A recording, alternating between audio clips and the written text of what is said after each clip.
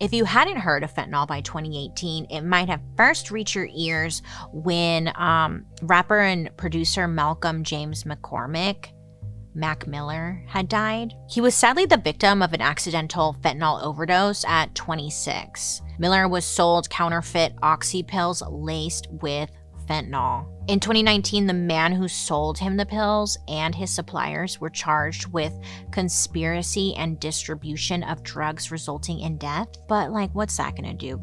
Arresting them isn't gonna do anything. They're still gonna be selling, okay. The guy who sold him the drugs was ultimately sentenced to 10 years in prison, but putting one drug dealer away obviously doesn't solve anything. But a lot of young people did learn about the dangers of this drug because of his death.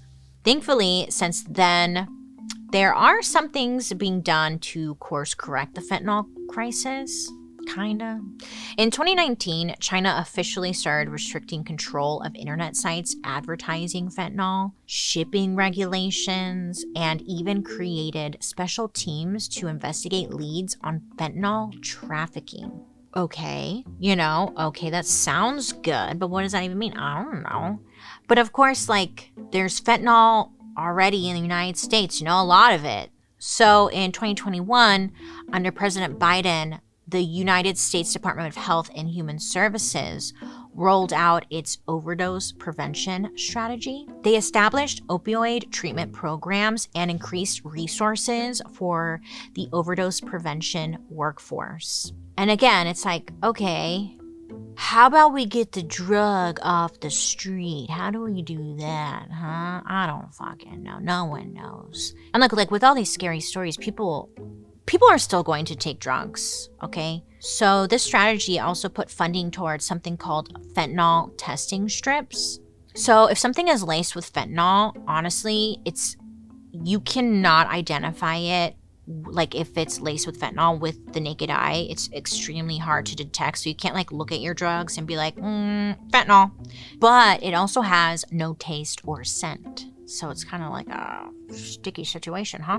But with these test kits and strips, you can test any substance to see if it contains fentanyl. It's a nice thought, right? More people can actually test their drugs and hopefully at the very least not die. It's just getting them to actually test the drug before they take the drug. That seems to be the hard part, but it is available. Or maybe you've heard about Narcan. This is a medication that can be injected or come as a nasal spray that will reverse an opioid overdose. Basically, if someone is having an opioid overdose, this Narcan will restore normal breathing. And if you're not sure what kind of drug the person has taken, Narcan won't have any kind of negative effect if it's not an opioid. It's pretty miraculous because someone could be completely unconscious, not breathing, and then if they get Narcan in time, it's they rise from the dead. It's a life-saving drug, and I highly recommend if you work in I have Narcan in my house. I don't do drugs or anything, but I'm not judging. And if someone comes over and I just want to have it just in case. I don't know. I just have it. Just have it, okay? In most states, Narcan is available at pharmacies with no prescription. You can just walk right in there. You can ask for it. Sometimes your insurance might cover it. Certain places have community programs, local public health groups, or local health departments that will hand out Narcan for free. Over at endoverdose.net, I'll link it below. You can even order Narcan or buy test strips. I'm not saying you should be doing drugs or anything, but I'm coming from a place of no judgment.